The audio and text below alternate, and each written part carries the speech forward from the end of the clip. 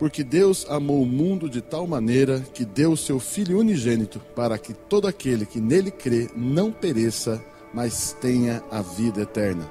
Esse texto fala do amor de Deus pela sua vida. E o que você vai ouvir agora nessa mensagem é uma expressão do amor de Deus para com a tua vida, para com a sua família, para com o seu futuro. Nós desejamos que ao ouvir essa mensagem, Deus toque o seu coração. Abra o seu coração, deixa Deus ministrar ao seu coração. Nós somos a Comunhão Cristã Aba de Fazenda Rio Grande, uma igreja a serviço da família. Mas nós queremos agora ministrar a palavra do Senhor, e ainda depois nós queremos ter a ceia do Senhor. E eu gostaria que você, para isso, abrisse a sua Bíblia, por gentileza, você que trouxe a sua Bíblia. Abrisse a sua Bíblia no último livro da Bíblia, Apocalipse, né? Apocalipse, capítulo 1, Apocalipse no primeiro capítulo, por gentileza. O tema que eu quero colocar para essa mensagem, você que anota, você que gosta de anotar as mensagens, o tema: assim como Jesus somos nós. Assim como Jesus somos nós. Amados, Apocalipse capítulo 1, versículo 5, também vai aparecer ali na televisão ali. Deixa eu ler ali com vocês ali na televisão, para ver como é que está ali aquela versão. Versículo 1, 5 diz: é da parte de Jesus Cristo, que é a fiel testemunha, o primogênito dentre os mortos e o príncipe dos reis da terra. Aquele que nos amou e em seu sangue nos lavou dos nossos pecados. Versículo 6. Versículo 6. E nos fez reis e sacerdotes para Deus e seu Pai. A Ele a glória e o poder para todos sempre. Amém. Amados, esse texto é uma revelação. Quando você vê esse texto, coloca por gentileza o capítulo 1, versículo 1 do Apocalipse, 1:1. Nós vamos ver, quando a gente vê o início do livro de Apocalipse, o Apocalipse ele não revela o final dos tempos. O Apocalipse ele tem uma revelação específica. 1:1, por gentileza, Apocalipse 1, versículo 1. Vamos ver ali. Apocalipse travou. 1:1. Revelação de quem? Olha lá, olha como é que começa o livro. Revelação de Jesus Cristo, o qual Deus lhe deu para mostrar aos seus servos as coisas que brevemente devem acontecer, e pelos seus anjos as enviou e as notificou a João, seu servo. Mas olha como que começa o capítulo, o versículo. Revelação de Jesus Cristo. Amados, o Apocalipse não revela o final dos tempos. O Apocalipse revela a vitória de Jesus. O Apocalipse revela a vitória da igreja. O Apocalipse revela a obra maravilhosa de Jesus Cristo. E quem é Jesus Cristo? O Apocalipse, João, ele quando começa, se você lê o capítulo 1 de Apocalipse, você vai ver que João se depara com Jesus e ele tem uma revelação, uma manifestação, uma teofania de Jesus. Teofania é uma manifestação de Jesus. Jesus se manifesta a João ao escrever, e ali então ele tem uma revelação de quem é Jesus. E quando o capítulo 5, ele fala especificamente quem é Jesus.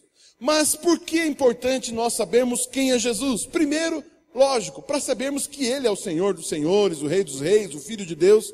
Mas a revelação de Jesus, ela é maravilhosa, porque ela não somente revela quem é Deus, próprio Deus, revela Jesus, mas ele também revela aquilo que Jesus veio fazer na minha vida. Aquilo que Jesus veio fazer na minha vida, na sua vida. Em outras palavras, a revelação de Jesus revela também quem você é. Porque ao descobrir quem é Jesus, você vai descobrir, na verdade, quem é você.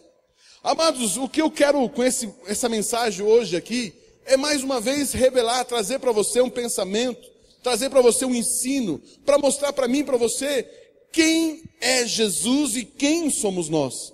Eu tenho uma notícia para te dar. Tal qual Jesus somos nós neste mundo. Não, você não entendeu o que eu falei. Tal qual Jesus somos nós neste mundo. Amém. Amados, a Bíblia diz que nós somos herdeiros de Deus e co-herdeiros com Cristo. Você percebe que a obra de Deus, ele vem através de Jesus nos colocar na mesma posição de Jesus. Qual é a mesma posição? Co-herdeiros com Cristo. Amados, esse texto também está dizendo que Deus veio fazer de nós tal qual Jesus nós somos. Ou seja, Jesus é o Filho de Deus e nós também somos filhos de Deus. Diga assim: eu sou filho de Deus. Amados, isso é uma notícia tremenda, isso é uma revelação maravilhosa, porque se você é filho de Deus, como Jesus é filho de Deus, tal qual Jesus é, eu e você somos também. Amém? Você se alegra com isso? Amém. Mas esse versículo 1, o capítulo 1, versículo 5, ele fala algo tremendo. Ele diz assim, essa revelação, ela vem da parte de Jesus Cristo. Essa revelação, ela vem da parte de Jesus Cristo, que é a fiel testemunha. E eu quero conversar com você hoje sobre cada detalhe desse texto. Essas características de Jesus, eu quero conversar com você nesse texto. E ao olharmos nesse texto, nós queremos não somente ver a Jesus, mas também ver a mim e ver a você. Por que é importante você saber disso? Porque eu quero dizer algo para você. Você não nasceu para sofrer. Você não nasceu para ser escravo do diabo. Você não nasceu para estar debaixo dos pés de Satanás. Você não nasceu para mendigar o pão. Você não nasceu para estar aí vivendo uma vida vivendo a vida comum. Você nasceu para ser filho de Deus nessa terra, para você governar, para você ser um diferencial, para você influenciar aonde quer que você esteja. Amém? Diga assim: eu nasci para ser uma influência de Deus sobre a terra. Amém? Amém. Amados, ele diz ali o texto, vamos começar ali. Tal qual Jesus somos nós. Primeiro ele diz assim, da parte de Jesus Cristo, que é a fiel testemunha. Amados, o que significa Jesus ser a fiel testemunha? Amados, Jesus ser a fiel testemunha significa que Jesus é uma pessoa que se pode confiar. Jesus é uma pessoa digna de toda a confiança. Jesus Cristo é uma pessoa que você pode entregar a vida para Ele, entregar o seu dia para Ele, entregar a sua vida, a sua essência, a sua família para Ele, porque Ele é digno de confiança. Jesus Cristo é fiel. Amém? Não, você não gostou disso? Amados, Jesus Cristo é a fiel testemunha. Ele é fiel. Jesus Cristo é uma pessoa sempre fiel. Por mais que você e eu venhamos a falhar e falhamos, por mais que eu e você tropecemos, por mais que eu e você e as pessoas falham, Jesus nunca falha. Jesus é sempre fiel. Por mais que você erre, por mais que você mesmo até venha trair a Jesus, trair a confiança de Jesus, falhar como homem de Deus, mulher de Deus, Jesus continua fiel a você. Amém? Ele diz para você: ei, Cláudia, eu vou cuidar de você, Cláudia. E sabe o que significa isso? Ele vai cumprir essa palavra a todo custo. Ele nunca irá abandonar a Cláudia, por mais que ela acha que não, Ele está lá, aleluia. Por mais que pareça que Ele não está, Ele está. Por mais que pareça que Jesus não está por ali, Ele continua firme, olhando por mim e por você, porque Jesus é a fiel testemunha, aleluia. Amados, o que Jesus disse, Ele faz. O que Ele falou, Ele cumpre. Eu espero que você se alegre com o que eu vou falar agora. Amados, não importa os teus erros, Ele continuará o mesmo. Não importa as minhas falhas, não importa as nossas falhas, Jesus, Ele continua ali comigo e com você, aleluia. Hoje, depois você pode ouvir na internet, se você quiser, o culto de domingo de manhã, hoje lá em Curitiba. Pio falou ali sobre o filho pródigo. O filho pródigo pediu a sua parte, saiu, traiu o pai, abandonou o pai, ele estava dizendo com aquela atitude: não vale a pena mais viver com você, eu quero a minha parte, eu vou embora, não vale a pena mais estar contigo. E o pai prontamente deu tudo para ele foi embora. Mas esse menino, esse rapaz, esse homem, não sabemos quem era, Esse homem lembrou, lá naquela perdição, que o pai era diferente. E quando ele chegou lá, o pai continuava a amá-lo como filho. Ele diz, trata-me como seu empregado. Que empregado nada? Você é o meu filho e eu sou fiel àquilo que você é. Eu sou seu pai e eu vou ser seu pai até o final. Aleluia. Eu já falei isso aqui na igreja, eu já disse isso aqui na igreja. Amados, quando chegar a separação dos bodes das ovelhas, ou seja, quando acabar tudo isso, que os bodes vão para o inferno, as ovelhas vão com Jesus. Amados, as pessoas que não aceitaram Jesus, quando trocarem, sabe quando troca o olhar assim? Duas pessoas trocam os olhares. Quando essa pessoa que não aceitou Jesus durante a sua vida, olhar os olhos de Jesus assentado no trono, e ela saber que não aceitou Jesus, e ela saber que ela rejeitou a salvação, e ela saber que ela em vida não aceitou a Ele, e a hora que Jesus falar para ela, infelizmente, você vai para o inferno. Amados, quando essa pessoa receber essa notícia, ela não vai ficar revoltada como a turma aí da greve está revoltada com o salário, essa coisa toda, essa ira toda. Não vai ficar revoltada. Ela vai olhar para os olhos daquele homem sentado no trono, dizendo que ela vai para o inferno. E essa pessoa vai dizer, com muita dor e com certeza muito sofrimento, Ele me amou. Ele me amou. Ele me amou.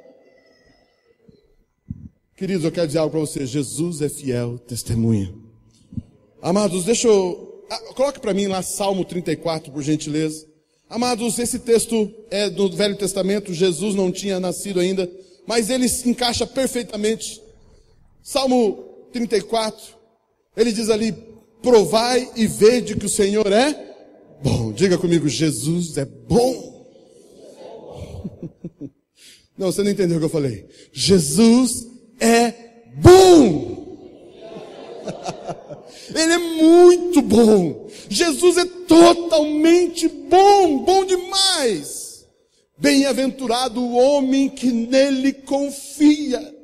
Confie na fidelidade de Jesus. Confie no amor dele. Ele é bom para contigo. Por mais que pareça que as coisas estão ruins, eu quero dizer algo para você. Deus está vendo o final. Deus está enxergando lá na frente. Deus está enxergando aonde vai dar. Deus está enxergando o que vai acontecer. E Ele está vendo você vencendo. Ele está vendo você triunfando. Ele tem os melhores pensamentos para você. Aleluia! Jesus é bom. E o texto diz ali, provai e vede que o Senhor é bom. Esse provai significa, fique firme, prove isso, você vai ver, eu garanto para você, você vai no final das contas, você vai sorrir, você vai celebrar, você vai celebrar.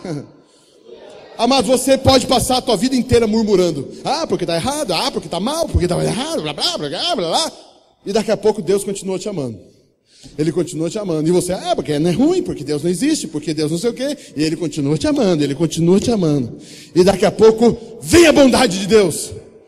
E você se depara com o favor de Deus. Olha que tremendo, olha o que Deus fez, olha o que Deus fez. Se fosse eu e você, ia dizer assim, eu não te disse. Eu não disse para você que eu ia fazer bom para você. Por que você ficou reclamando, cabeção? Você acha que Jesus vai fazer assim? Não. Você reclamou, e Ele vai olhar para você, depois que você receber a bênção. Você está feliz? Eu amo você. Ele não vai o condenar, Ele não vai condenar você. Olha o versículo 34:8, agora o 34:9. Temei ao Senhor, vós, seus santos, porque nada falta aos que o temem. É isso que está escrito ali, não? O que está escrito ali? Temei ao Senhor, vós, os seus santos, pois nada falta aos que o temem. Nada falta, nada falta. Pastor, mas está faltando lá, minha conta está negativa, pastor. Mas a Bíblia diz que nada falta. Se você está sofrendo algum tipo de falta, algum tipo de necessidade, Pode levantar sua mão com toda a liberdade e dizer: Jesus, a tua palavra nos diz que nada falta, e eu creio nisso.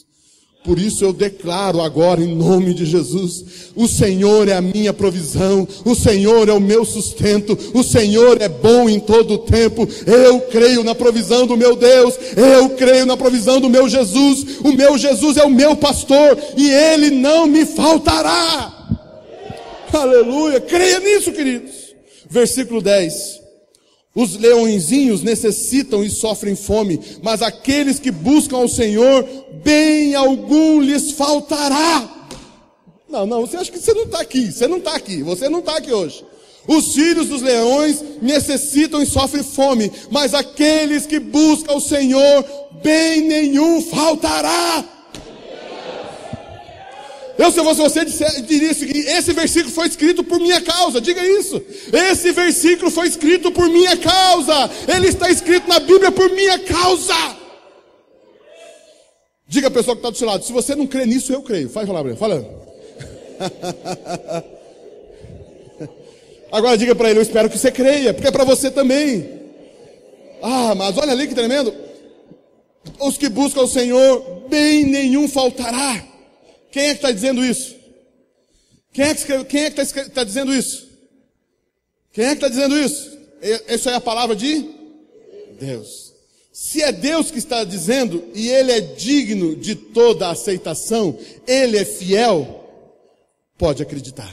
Se fosse eu, papi, que dissesse para você que bem nenhum faltará, desconfie. Pode desconfiar, porque eu não tenho capacidade para cumprir um texto desse. Mas Jesus é fiel testemunha. Jesus é a fiel testemunha. Aleluia, aleluia. Você está aqui ainda não? Você está aqui ainda não? Olha o versículo 15 agora, versículo 15.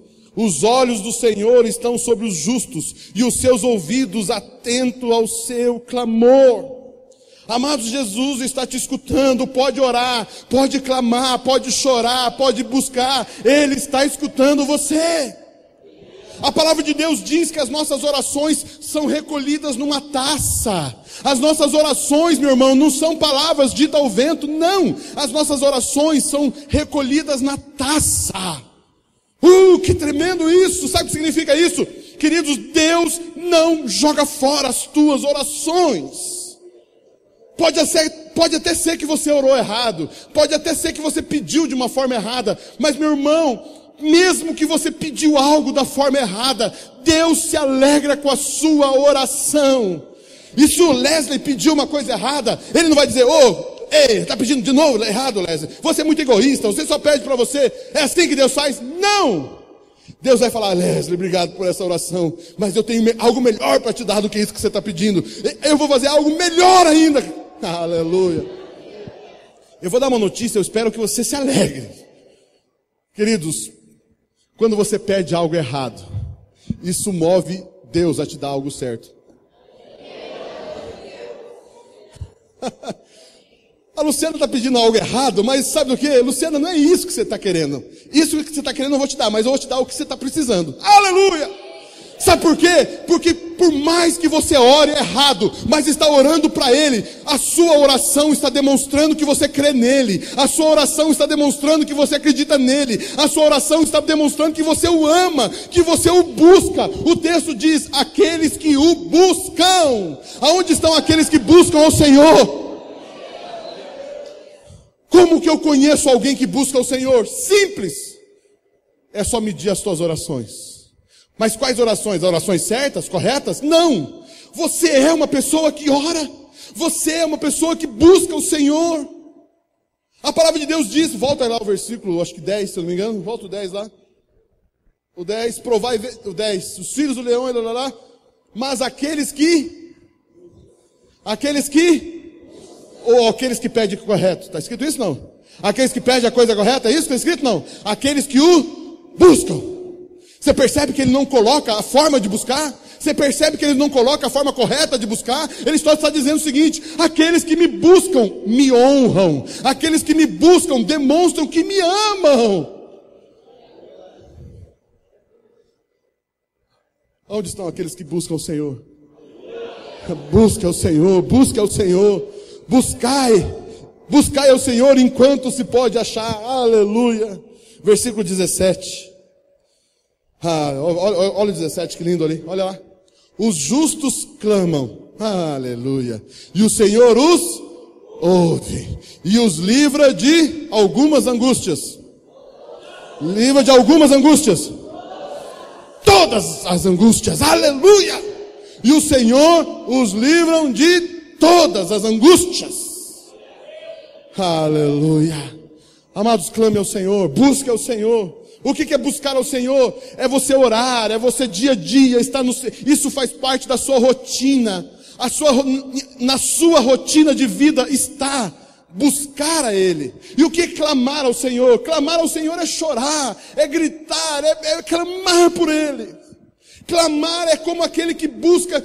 E eu não tenho plano B, eu não tenho plano C, eu não tenho plano D, eu só tenho o plano A, e o plano A é o meu Senhor, é Ele que eu busco. Amados, quando você tem só o plano A, quando você só tem uma opção, quando você tem só uma chance, como é que você vai agir? Você vai buscar com todas as suas forças.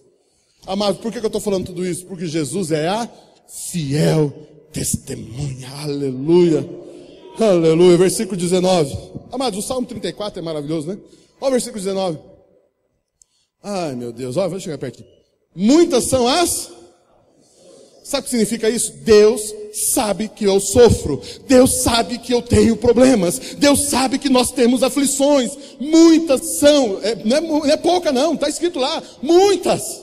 Deus sabe que você é atacado. Deus sabe que você é perseguido. Deus sabe que o diabo quer te destruir. Deus sabe que o diabo quer arrancar a tua vida. Deus conhece os nossos problemas. Aleluia!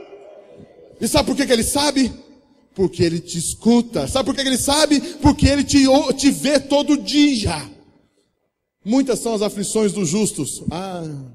Mas o Senhor os livra de algumas só.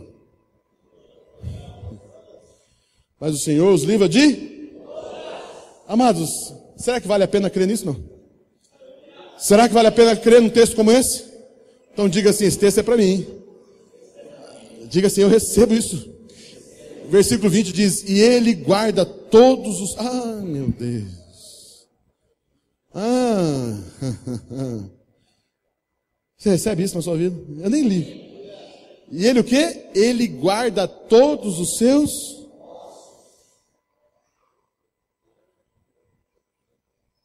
Todos os ossos? Todos. Sou eu? Não foi eu, é a Bíblia. É a Bíblia. Todos os seus ossos. Amado, sabe por que eu e você não experimentamos a plenitude da palavra de Deus? Primeiro, porque a gente nem sabe o que está escrito. Segundo, amado, porque a gente acha que isso é só uma poesia, é um salmo. Que lindo salmo, é um cântico lindo, maravilhoso. Não, meu irmão, isso é uma promessa de Deus. Vocês não têm noção do que Deus está fazendo. Amados, quando se escreve um texto desse, quando Deus permite um texto desse ser escrito, e perpetuar por séculos, amados, esse texto perpetua por séculos, está escrito, séculos. E quando Deus permite um texto desse ser escrito, Ele está empenhando a palavra dEle. E eu quero dizer algo para você. Se esse texto não se cumprir na sua vida, amados, Deus se autodestrói. Porque a Bíblia diz que Deus não pode mentir. Deus não pode mentir. Mas pastor, então por que eu quebrei a perna ontem? Por que eu trinquei o osso, Senhor? Meu irmão, porque você tem uma promessa tremenda na sua vida. Mas você fez que nem o filho pródigo. Você preferiu gastar sozinho as coisas. E a Bíblia diz, ele fala assim, Pai, dá-me a parte dos meus bens que me cabe. E textos como esse ficou em casa. Ele levou só algumas. Amados, quantas promessas de Deus ficou para trás? Quantas e quantas promessas do Senhor? Amados, Deus é fiel, testemunha, amém? Amados, agora eu não sei se eu consegui avançar os outros pontos, mas... Amados, Ele é fiel, testemunha. Estou falando aqui só da fidelidade dEle. Agora eu quero pular para um outro aspecto. O que é ser testemunha? Testemunha. Alguém é testemunha de algo. Viveu, não é verdade? Eu vi e eu posso dizer que é verdade, porque eu vi. Sabe o que significa Jesus ser a fiel testemunha? Jesus está dizendo o seguinte: tudo que eu vivi com meu Pai, você vai viver. Aleluia! Eu vi o quanto Deus é bom, eu vi quanto Deus é maravilhoso. Eu andava assim com Deus lá no céu, eu andava com Ele, eu estava com Ele criando o universo. Eu sei que Deus é bom, e eu vim à terra para dizer para vocês: vale a pena crer em Deus, adore a Ele, adore somente a Deus, adore somente a Ele. Eu sei que Deus existe. Ele me enviou para falar com vocês. Ele me enviou para dizer para vocês que Ele os ama, porque Deus amou o mundo de tal maneira que me enviou para falar com vocês. Aleluia, aleluia, aleluia. Sabe o que significa também Deus ser fiel testemunha? Sabe aquele chifrudo que atormenta a tua vida? Chifrudo não é aquele vizinho que está sendo traído, não. Mas sabe que chifrudo? Aquele chifrudo, o capeta, Satanás, o cão, o cramunhão, o capeta. Sabe ele, não? Sabe ele, não? Sabe, né? Você sabe quem é. E a corja dele, os demônios. Amados, o dia que a cabeça deles foi esmagada, Jesus estava lá. Jesus estava lá, inclusive foi Ele que pisou em Satanás. A Bíblia diz: a sua descendência esmagará a cabeça da serpente. Jesus olha para o seu Rubens, né? Vou pegar o seu Rubens aqui. Jesus olha para o seu Rubens, por que você está com medo do capeta, seu Rubens? Por que você está com medo do cramunhão? Eu esmaguei a cabeça dele, eu vi ele caindo debaixo dos meus pés, eu o venci, eu entrei no inferno, eu morri, eu desci na habitação dos mortos, e eu ressuscitei, aleluia. Sabe o que significa isso também? Seu Rubens, além de ver ele lá no inferno caído diante de mim, sabe o que eu vi também? Quando esse tonto desse Satanás, até então se chamava Lúcifer, ele achou que era o cara, ele achou que era um anjo tremendo, um querubim maravilhoso, e ele quis ser mais que Deus, e eu estava lá, quando ele foi lançado dos céus, ele foi expulso dos céus junto com seus anjos, eu vi.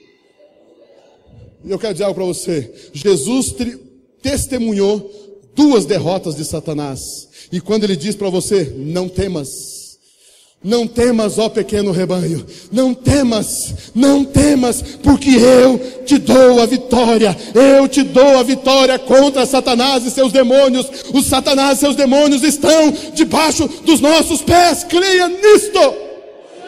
Aleluia, aleluia. Você está aqui ainda não? Aleluia. Amados, a prova de que Deus nos ama e que isso é uma verdade chama-se Jesus. Amados, às vezes Deus olha ali pro Luiz, pegar o Luiz agora. Às vezes Deus olha pro Luiz e fala: não acontece, isso é suposição, tá? Mas digamos que acontecesse. Deus olha pro Luiz e fala assim: Jesus, esse Luiz é cabeção, hein? Esse Luiz, eu vou falar para você, viu? Olha, já tentamos de tudo com esse cara, rapaz, mas olha, impressionante esse Luiz. Só que daqui a pouco, Deus vira para Jesus. E olha a cena, Jesus está desse jeito.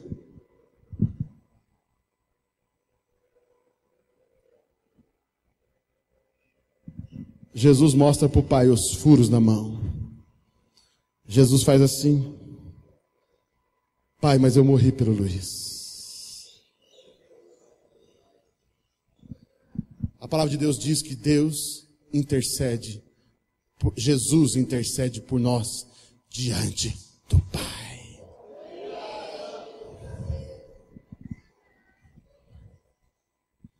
Mas é lógico que isso não acontece. Deus nunca se esquece. Deus é perfeito. É lógico que isso não acontece. Mas, amados, Jesus, preste atenção nisso, Jesus está em carne e osso neste exato momento, sentado ao lado de Deus. Jesus está sentado à direita do Pai. E quando você está sofrendo uma tentação, um problema humano difícil, Jesus olha para o Pai. Pai, eu sei o que é ser humano. Pai, eu sei o que é fome. Pai, eu sei o que é tentação. Pai, eu sei o que é perder alguém. Pai, eu sei o que é o medo. Eu já vi o medo de perto, Pai. Amados, Jesus é fiel testemunho, significa que Jesus está ao lado do Pai. Entenda bem o que eu vou falar agora. Jesus ao lado do Pai é a garantia de que você vai passar a eternidade também lá.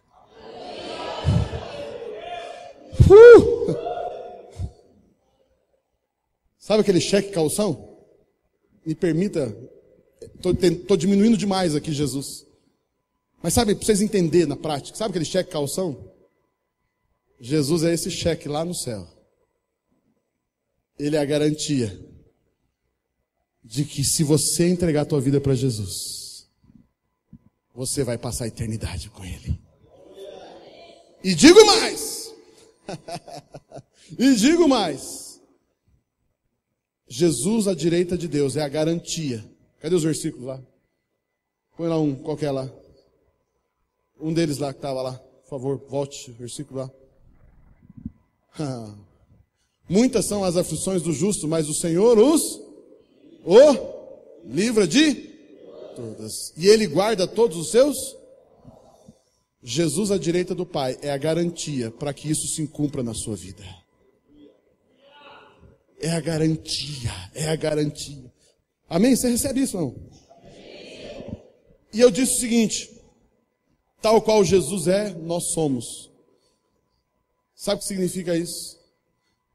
Significa que agora, quem são as fiéis testemunhas do Senhor? E recebereis sobre vós o Espírito Santo, e ser-me-eis as minhas testemunhas. Quem que agora é as testemunhas de Deus na terra? Nós somos é você. Queridos, eu quero dizer algo para você. Você é a prova. O que Deus está fazendo na sua vida é para garantir para as demais pessoas que estão perdidas aí fora. Você e eu, o que Deus está fazendo na minha vida e vai fazer na sua vida, isso está sendo feito uma prova, uma testemunha para que as pessoas creiam que dá certo. Quero dizer algo para você, meu irmão. Vale a pena ser fiel a uma esposa. Vale a pena ser fiel à esposa, vale a pena ser fiel ao marido, vale a pena falar a verdade, vale a pena ser fiel, vale a pena, amados, dá certo. E nós somos a prova disso. Deus tem sido fiel. Aleluia. Amados, você é uma testemunha do Senhor, amém? Ah, Deus, aleluia. Aleluia. Na casa do meu Pai há muitas moradas, e eu vou preparar-vos lugar. Aleluia. Agora deixa eu tentar avançar para mais um aqui. Versículo Apocalipse 1:5 diz ali, Apocalipse diz lá: da parte de Jesus Cristo, que é a fiel testemunha e o primogênito dentre os mortos. Sabe o que é primogênito dentre os mortos? Jesus é o primogênito dentre os mortos. Está lá escrito lá, primogênito dentre os mortos. O que é primogênito? É o primeiro o quê? Primeiro filho. Ah, amados, isso aqui é algo tremendo. Sabe o que significa ser primogênito dentre os mortos? Entenda bem o que eu vou falar agora. A morte pariu Jesus. Você não entendeu o que eu falei. A morte pariu Jesus. Eu vou falar de novo. A escuridão pariu Jesus. Sabe o que significa isso? A morte foi e matou Jesus. Jesus morreu. Jesus morreu. A morte o dominou. A morte o tragou. Só que o pai disse: volte. E Jesus, imagine uma mulher mulher parindo. A morte pariu Jesus. Vamos. Sabe o que significa isso? Eu não estou dizendo que Jesus veio filho da morte, não é nada disso, entenda bem o que eu estou falando. Amados, as trevas não retiveram a luz, as trevas não retiveram a Jesus. Significa, amados, sabe o que significa isso, amados? Que até mesmo das trevas Deus tira a luz, até mesmo dos problemas Deus tira a paz, até mesmo da situação mais terrível Deus tira a luz. Significa o seguinte, meu irmão, não importa onde você está, isso não vai te prender. Não importa onde você está, isso não vai te segurar. Jesus vence a morte. A Bíblia diz o primogênito dentre os mortos. Significa que Jesus saiu dos mortos. Ele ressuscitou. Amados, aquilo que parecia uma derrota foi o início da vitória. Aquilo que parecia o fracasso foi o início da vitória. Aquilo que os demônios começaram a comemorar foi a causa da maior alegria que existe. Jesus ressuscitou.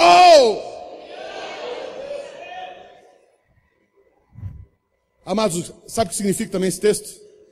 Não existe inimigos para Jesus. Não existe inimigos que consiga vencer a Jesus. Não existe nada. Não existe, amados. Em outras palavras, está dizendo o seguinte: que Jesus, seja qual for a situação que você está vivendo, de lá vai sair vida. Pastor, eu estou falido. Pastor, eu estou vivendo uma falência empresarial, financeira. Eu quero dizer algo para você: Jesus é poderoso a partir deste lugar fazer você nascer de novo, fazer você brotar de novo. Aleluia.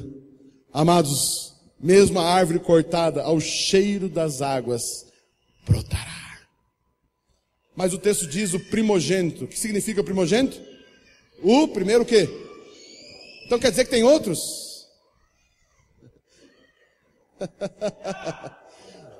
Então quer dizer que se tem um primeiro que nasceu da morte, haverá? E aonde estão os outros que vão nascer da morte? Aleluia! Aleluia! Aleluia! Aleluia! Significa, amados, que a hora que Deus permitir, escuta o que eu estou falando, a hora que Deus permitir e a morte nos tomar, basta. A Bíblia promete que haverá um dia que aparecerá um anjo nos céus e ele vai tocar um grande chofar. Isso que é um chofar. Ele vai tocar um grande chofar dourado.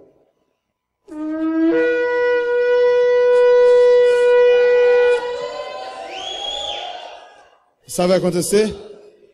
A morte vai parir todos os santos que morreram. Aleluia!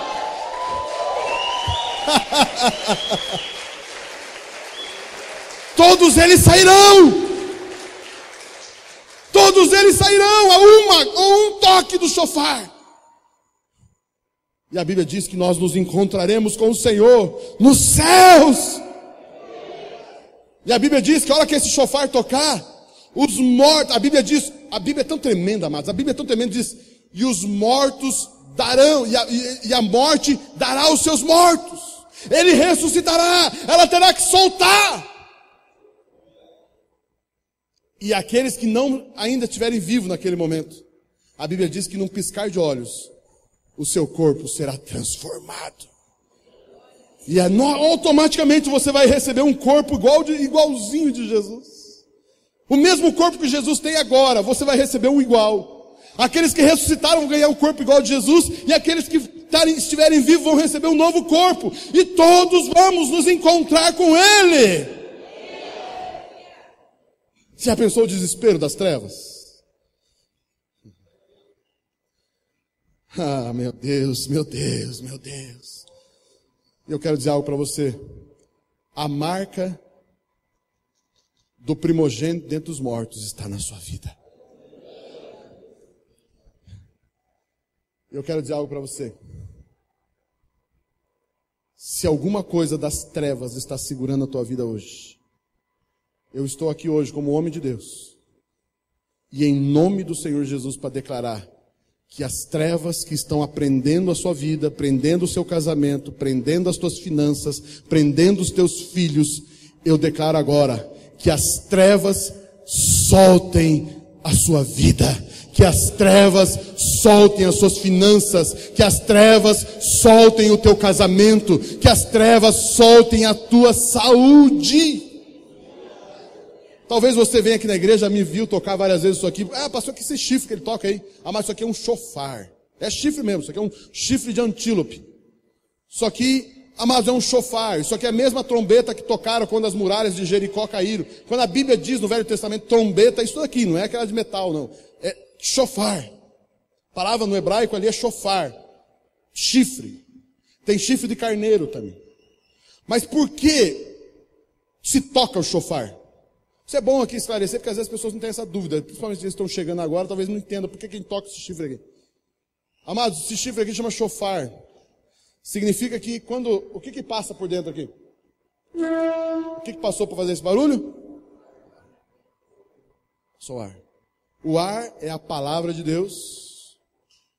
E o chifre é o animal. Somos nós.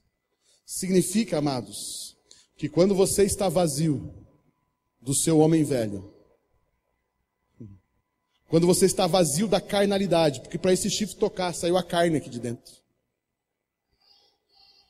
E a única coisa que passa por você é a palavra de Deus. E quando você expressa a palavra de Deus, quando você, como alguém que entregou a vida para Jesus e se esvaziou da carnalidade humana, e você expressa a palavra de Deus, da mesma forma como Jesus falou e as coisas foram criadas, da mesma forma você falará e as coisas serão criadas. E eu vim aqui hoje para declarar, amados, que as trevas vão soltar a sua vida. Aleluia! Mas pastor, e se eu enfrentar, e se eu chegar a morrer? Esquenta a cabeça não. Daqui a pouco você vai escutar um chofar tocar. É lógico, estou falando do corpo, né? O espírito vai estar com o Senhor, né? Mas o teu corpo, você vai ganhar um corpo novo. Amados, primogênito dentre os mortos. Amados, primogênito dentre os mortos significa que a mesma vitória que Jesus teve contra a morte, você vai ter também. Aleluia. Significa primogênito dentre os mortos, significa que você não tem medo da morte. Amado, tem pessoas que quando passam por crises se desesperam. Passa por crises, perde o controle, perde a razão, fala besteira, chuta o balde, machuca as pessoas, foge, desiste, volta para trás. Queridos, por que isso? Por que uma reação tão negativa? Por que uma reação tão pessimista? Porque se você faz parte, você é descendente do primogênito dentre os mortos, meu irmão, não há razão para você fugir. Salmo 23:4 diz: ainda que eu andasse pelo vale da sombra da morte, não temerei algum tipo de mal. Significa que nenhum mal eu preciso ter medo? Nenhum. Amados, nós não temos que ter medo de mal algum. Você está aqui ainda não? Aleluia. E eu quero encerrar com outro aqui, o último. E eu vou encerrar. Da parte de Jesus Cristo, que é fiel testemunha, o primogênito dentre os mortos e o príncipe dos reis. Os príncipes do reis da terra. Mas a Bíblia diz que Jesus é o chefe dos reis. Jesus é a maior autoridade sobre os reis da terra. Quem são esses reis? Diga, eu sou um rei sobre a terra. Amados, a palavra de Deus diz, nós somos aqueles que governam em nome de Jesus. Amados, a Bíblia nos coloca como reis, e Jesus é o príncipe dos reis. Jesus é o comandante de todos os reis. Ele é o príncipe dos reis. Por gentileza, coloque lá no Isaías capítulo 9. O Leslie até citou esse texto hoje já. Isaías capítulo 9, versículo 6. Esse é um texto maravilhoso. Olha lá o que diz lá. Porque um menino nos nasceu e um filho se nos deu, e o principado ou o governo, o governo está sobre os seus ombros, e se chamará o seu nome, maravilhoso, conselheiro, Deus forte, Pai da eternidade e príncipe da paz. Amados, a Bíblia diz, e o governo está sobre os seus ombros. Sabe o que significa? Por que a Bíblia coloca essa expressão, o governo está sobre os seus ombros? Significa que Jesus carrega uma marca em si. Preste atenção nisso que eu vou falar hoje, é muito importante o que eu vou falar agora. Jesus, se você olhar para Jesus hoje, você vai ver uma marca nele, a marca do governo. A Bíblia diz que é sobre os seus ombros, deve ter alguma coisa no ombro de Jesus, eu não vi ainda. Mas deve ter alguma coisa no ombro de Jesus, que quando nós batemos o olho em Jesus, nós vemos, assim como um general tem as estrelas no ombro. Aquilo é a marca da sua autoridade, um sinal, um símbolo da autoridade que ele carrega. A Bíblia diz que o governo está sobre os seus ombros. Jesus tem uma marca e é visível. E amados, significa que ele, por causa dessa marca, ele governa. Significa que quando Jesus fala, as coisas acontecem, porque Jesus tem a marca da autoridade suprema. Jesus é o soberano dos soberanos. Quando Jesus fala, tudo acontece. Por quê? Porque ele tem a maior autoridade de todas sobre os seus ombros. Aleluia! E quando Jesus fala, tendo essa autoridade, tudo que ele fala acontece. Aleluia! O texto também diz, e o seu nome será. Isso significa, amados, que o nome de Jesus está associado a quem ele é. Amados, por que o nome de Jesus tem poder? Porque Jesus tem poder. Por que o nome de Jesus tem poder? Porque o nome de Jesus, Jesus carrega nos ombros a autoridade do governo. E quando o nome de Jesus é citado, as trevas tremem. Os demônios tremem. Porque o nome de Jesus revela autoridade, revela poder, revela. Você está comigo aqui ainda não? Aleluia. E aí ele diz, o seu nome será. E qual é a marca do governo?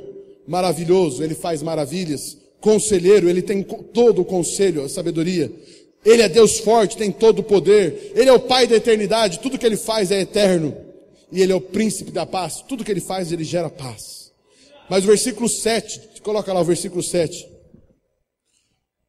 Do aumento deste principado e da paz não haverá fim. Significa que o governo de Jesus não tem. E ali o texto também diz, do aumento. Amado, significa que a Bíblia diz que a revelação de Deus é de glória em glória. Aleluia.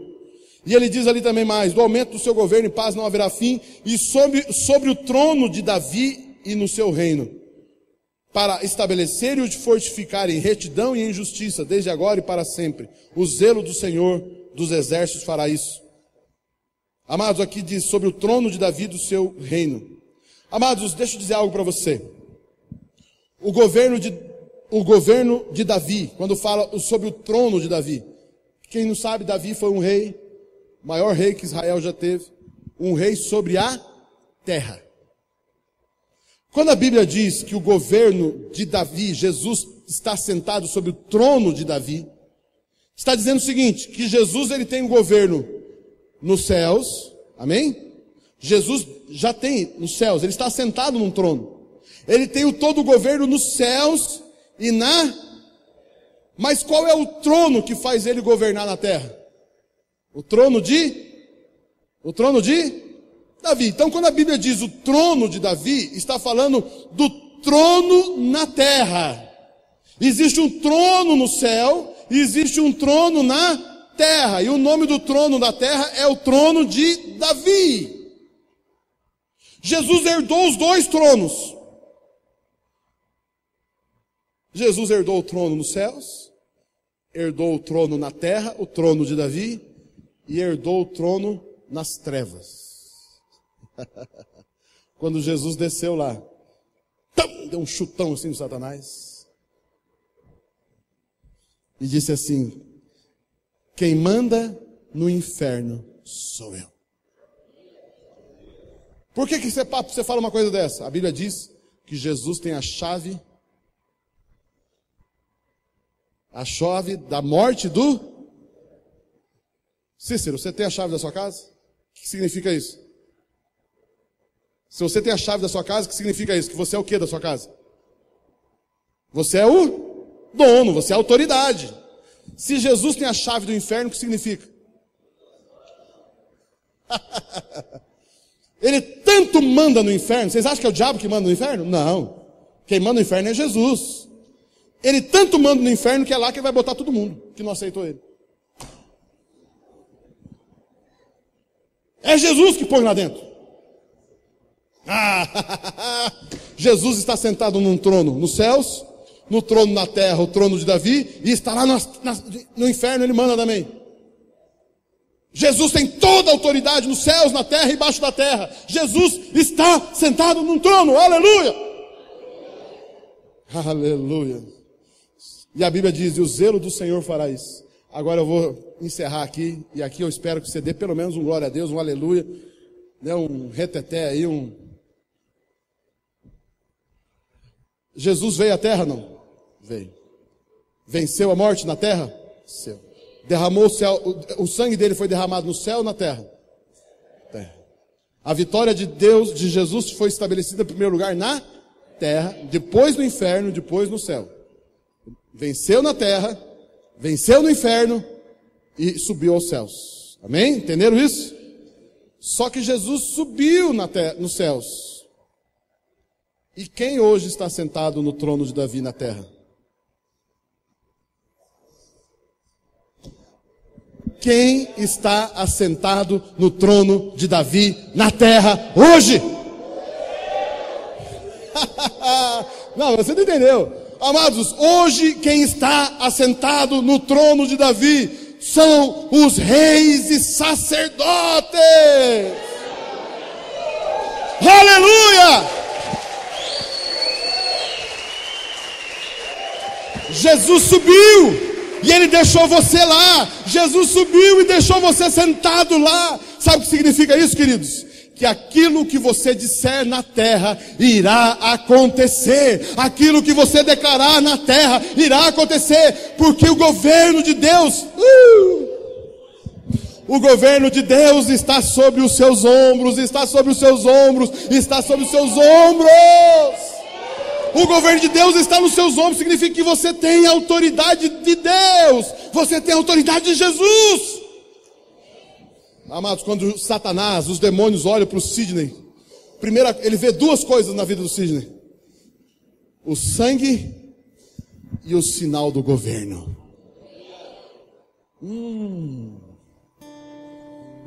Quando os demônios olham para você, eles veem o sangue e o sinal de governo. Amado, se você soubesse a autoridade que você tem, você não chorava tanto. Se você soubesse a autoridade que você tem, você não reclamava tanto. Queridos, deixa eu revelar algo para você aqui. Pare de pedir tanto como você pede. Você pede demais. Assuma o seu papel de autoridade sobre a terra e declare: você é rei. Queridos, o príncipe da Inglaterra veio visitar o Brasil e ele chegou no Rio de Janeiro e falou assim: eu quero comer churrasco. E aí ele perguntou: aonde tem uma boa churrascaria aqui no Rio de Janeiro? Eles apresentaram para ele a mais barata ou a mais cara? E ele sentou na cadeira, na mesa. Trouxeram o cardápio para ele. Do lado esquerdo do cardápio geralmente tem o nome do produto, né? E do lado direito, ele olhou para qual coluna? Qual coluna que ele olhou? Você acha que o príncipe olhou para o preço? Ou ele escolheu o que ele queria comer?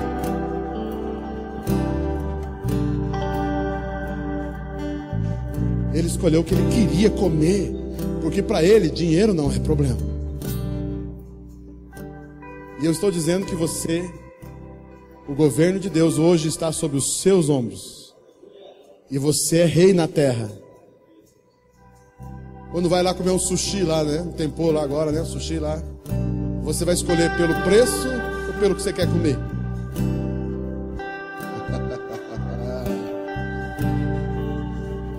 Comercial aqui do sushi. Mas, amados, o que eu quero dizer para você é o seguinte. Aqui, ó. Chega de ter mentalidade de escravo. Tenha mentalidade de rei. Pense como rei. Pense como rei. Pense como rei e sacerdote. Pare de pensar como escravo. Queridos, a Bíblia está escrita para você não apenas ler ela, admirar ela, mas para você usá-la. A Bíblia diz que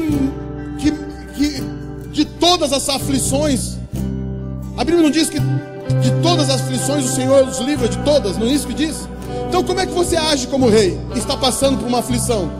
Eu declaro, de acordo com a palavra de Deus e a autoridade que eu tenho, por causa do nome de Jesus, eu declaro que essa aflição se desfaça agora.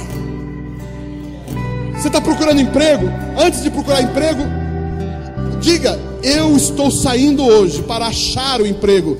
Eu estou saindo hoje para conquistar o emprego. Eu chamo à existência o emprego para mim. Eu chamo à existência novos negócios. Eu chamo à existência a saúde. Eu chamo à existência a paz na minha casa. A minha casa está tendo aflição, está tendo briga, está tendo discórdia. Eu chamo à existência, de acordo com a palavra de Deus, como rei e sacerdote que eu sou. Eu declaro que venha a paz na minha casa, que venha o retorno dos meus filhos, que as drogas soltem meu filho, que a pobreza, a miséria saia do meu lar. Eu declaro em nome de Jesus: chega de viver dependente do gerente do banco, dependente do crédito, do cartão de crédito, dependente da boa vontade do gerente de me dar crédito, de cobrir os meus cheques. Chega disso, Senhor. A tua palavra nos diz que eu sou rei e sacerdote.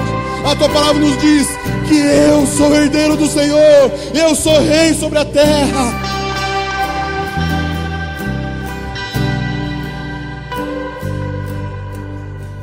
Amado, ser rei é agir. Ser rei é agir. Ser rei é agir. Se existe enfermidade, eu, de acordo com a palavra de Deus, assentado sobre o trono de Jesus, eu digo à enfermidade agora: saia imediatamente. E eu chamo a existência a saúde. Se você está enfermo, levante sua mão. Qualquer tipo de enfermidade, levante sua mão. Amado, se você quer ser curado, levante a mão, não fique com vergonha. Seja qual for, né? Ah não, eu não estou doente, eu tomo só remédio para pressão. Não. Eu não estou doente, eu tenho que tomar injeção para diabetes. Meu irmão, se você está enfermo, levante a mão. E diga assim comigo, feche seus olhos, diga assim comigo: eu chamo a existência a saúde completa no meu corpo físico, porque a palavra de Deus diz que Jesus Cristo levou sobre si as minhas dores e as minhas enfermidades. A palavra de Deus diz que a alegria do Senhor é saúde nos meus ossos. Por isso eu chamo a existência a saúde plena do fio do meu cabelo a planta dos meus pés, toda a saúde divina venha sobre o meu corpo, venha sobre os meus ossos, venha sobre as minhas veias, venha sobre a minha pele, venha sobre cada célula do meu corpo. Eu chamo a existência a saúde plena, em nome de Jesus. Amém, amém, amém. É assim, aleluia, aleluia.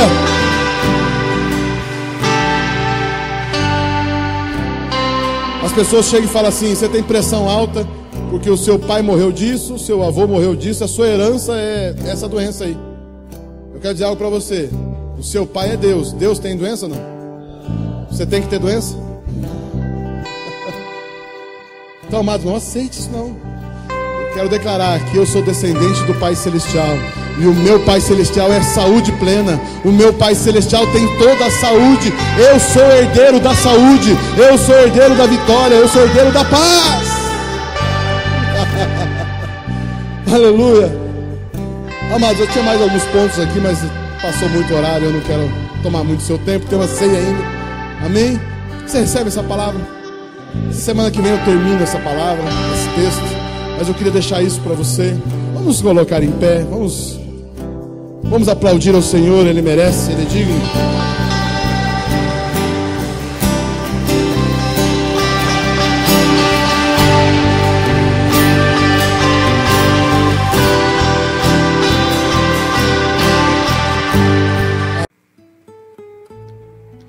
Que bom que você ouviu essa mensagem. A nossa esperança é que ela tocou o seu coração e trouxe esperança, trouxe vida. Esse é o nosso objetivo, que o amor de Deus toque a sua vida, transforme a sua vida e leve paz à sua vida.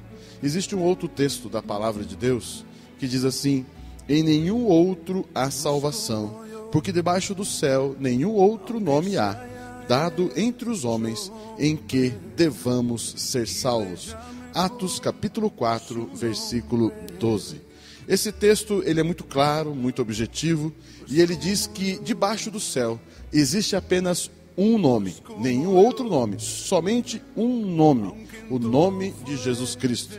E este nome é o único nome que traz salvação para mim, traz salvação para você, traz salvação para toda a humanidade. E como que eu faço para ter a salvação da minha vida? Também é uma forma simples, todavia poderosa.